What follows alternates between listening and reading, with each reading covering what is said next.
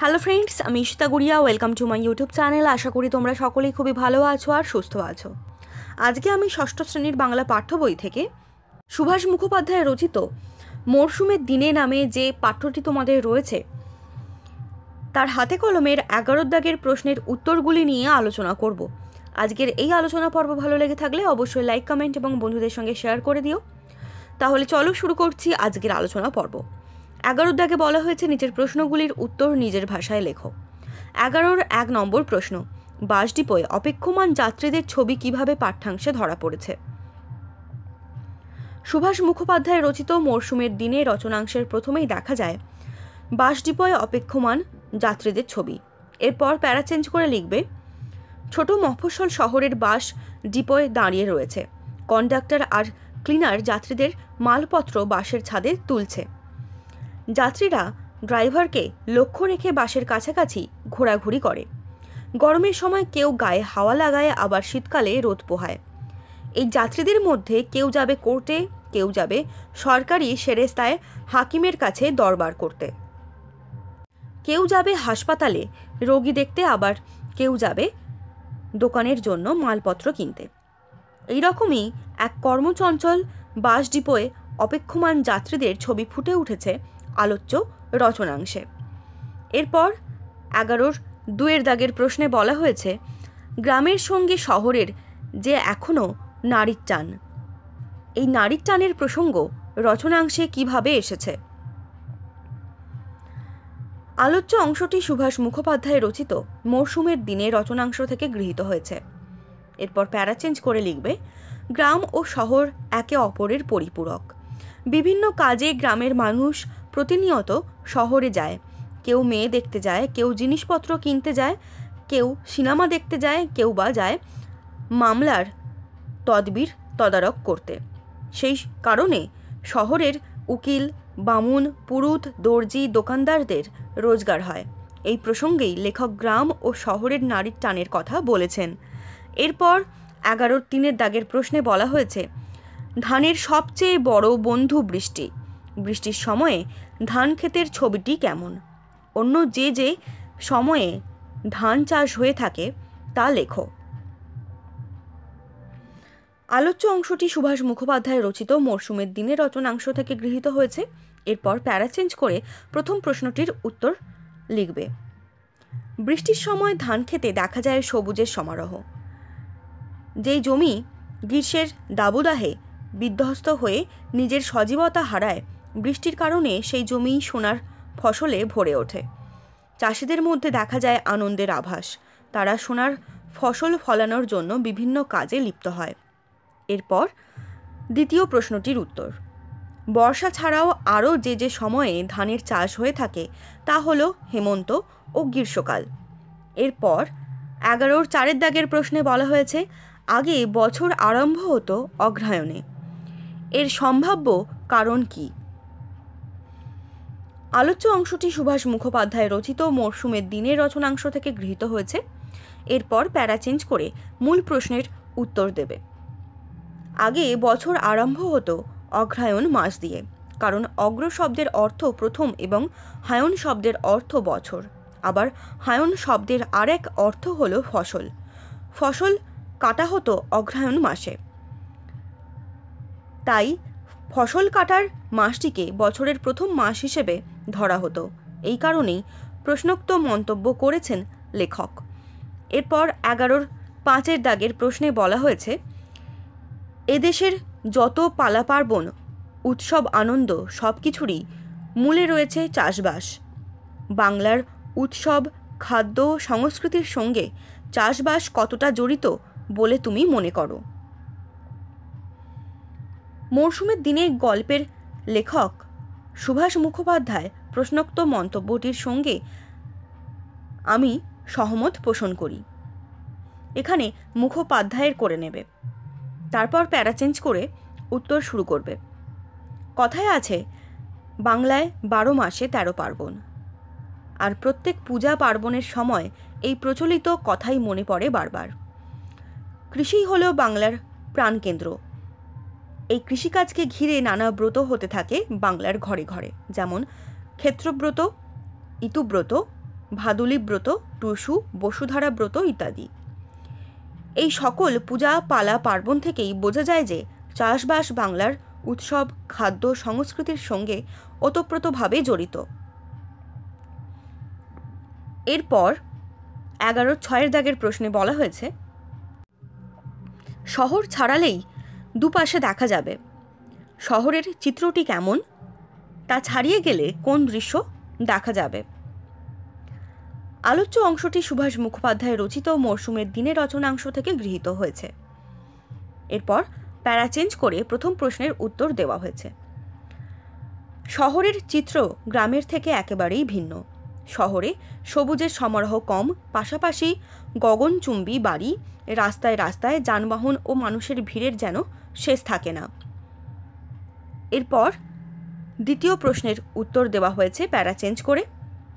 শহর ছাড়ালেই দেখা যাবে মাথার ওপর দরাজ আকাশ, বাস রাস্তার দুধারে বট, পাকুড়, শাল, সেগুন গাছ, কালো কুচকুচে বাঁধানো রাস্তা মাঝে মাঝে বাঁক নিয়ে সোজা সামনে চলে গেছে। এরপর 11-7 দাগের প্রশ্নে বলা হয়েছে, এই রাস্তার ওপরই এক ভারী মজার দৃশ্য দেখা যায়। মজার দৃশ্যটি কেমন তা নিজের ভাষায় লেখো। আলোচ্য অংশটি সুভাষ মুখোপাধ্যায় রচিত মরশুমের দিনে রচনাংশ থেকে গৃহীত হয়েছে। এরপর প্যারা চেঞ্জ করে উত্তর দেওয়া হয়েছে। এখানে লেখক বলেছেন, গরমকালে চারিদিকে যখন আগুনের মতো তেতে থাকে, তখন এই রাস্তার ওপরেই এক ভারী মজার দৃশ্য দেখা যায়। সেটি হলো, যেতে যেতে মনে হয় যেন দূরে রাস্তায় জল চিকচিক করছে, আর সেই জলে উল্টো হয়ে রাস্তার দুপাশের গাছের ছায়া পড়ছে, কিন্তু মরুভূমির মরীচিকার মতো কাছে গেলে সেই জল দেখা যায় না। এরপর 11-8 দাগের প্রশ্নে বলা হয়েছে, ব্রতের ভিতর দিয়ে মনে পড়ে যায় সেই আপনজনদের কথা যারা দূরে আছে। শিক্ষক অথবা শিক্ষিকার সাহায্য নিয়ে এমনই কিছু ব্রতর ছড়া কবিতায় সংগ্রহ করো। উত্তর শুরু করছি। প্রথমে পয়েন্ট করবে ভাদুলী ব্রতের ছড়া। নদী নদী কোথায় যাও, বাপ ভাইয়ের বার্তা দাও। নদী নদী কোথায় যাও, স্বামী শ্বশুরের বার্তা দাও। এরপর পয়েন্ট করবে সেজুতি ব্রতের ছড়া। সাঁঝ পূজন সেজুতি, 16 ঘরে 16 ব্রতী, তার এক ঘরে আমি ব্রতী, ব্রতী হয়ে মাগলাম ঘর, ধনে পুত্রে ভরুক বাপ মার ঘর। এরপর পয়েন্ট করবে সন্ধ্যামণি ব্রতের ছড়া। গুয়া পান সুপারি দেব, প্রাণ ভরে ভক্তি দেব, হোক লক্ষ্মী আমার বাপের ঘরে, বারবারান্ত হোক সন্ধ্যামণির বরে। এরপর 11-9 দাগের প্রশ্নে বলা হয়েছে, বিভিন্ন ঋতু বিষয়ক প্রচলিত ছড়া আর ছবি সাজিয়ে নিজেরা লিখে বিদ্যালয়ে একটি দেয়াল পত্রিকা তৈরি করো। এখানে শুধুমাত্র আমি তোমাদের ছড়াগুলোরই উল্লেখ করে দিয়েছি, বিভিন্ন ঋতু বিষয়ক। তোমরা ছবিগুলো নিজেরা আঁকতে পারো অথবা কোনো জায়গা থেকে সংগ্রহ করতে পারো, সেগুলো তোমরা নিজেরা করে নেবে। তাহলে চলো দেখে নেওয়া যাক কি রয়েছে উত্তরে।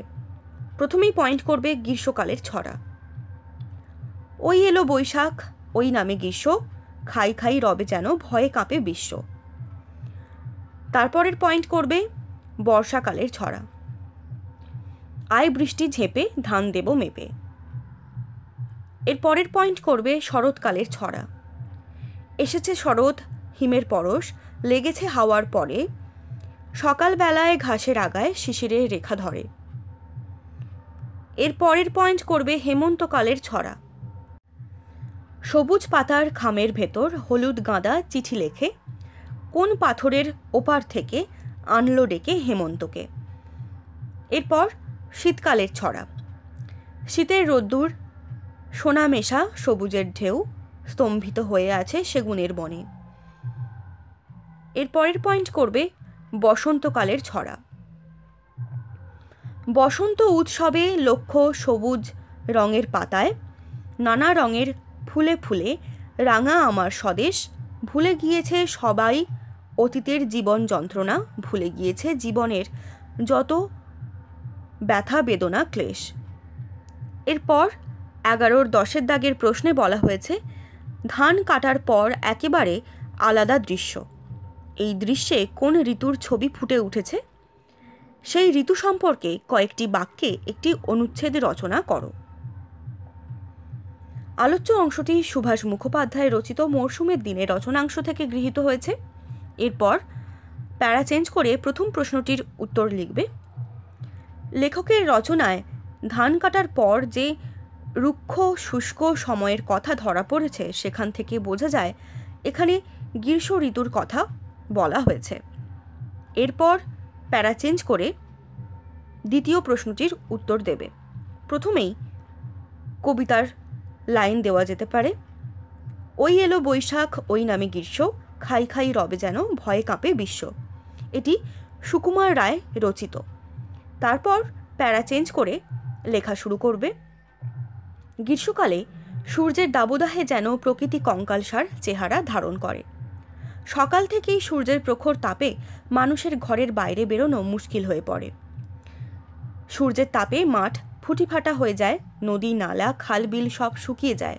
মানুষেরা নিজেদের কাজ সকাল সকাল করে ফেলার চেষ্টা করে, কারণ বেলা বাড়ার সঙ্গে সঙ্গে বাড়তে থাকে সূর্যের আলোর প্রখরতা।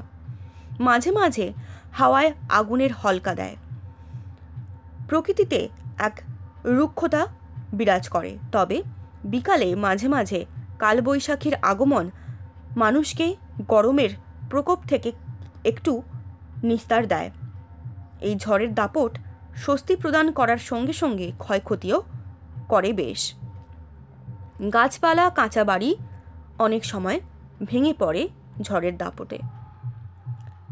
আজকের এই আলোচনা পর্ব তোমাদের হেল্প করে থাকলে অবশ্যই চ্যানেলটিকে সাবস্ক্রাইব করে পাশের বেলে এখানে ক্লিক করে অল অপশানটি অন করে রেখো, যাতে আমি এরকম গুরুত্বপূর্ণ ভিডিও আপলোড করার সঙ্গে সঙ্গে তোমরা তার নোটিফিকেশান পেয়ে যেতে পারো সকলের আগে।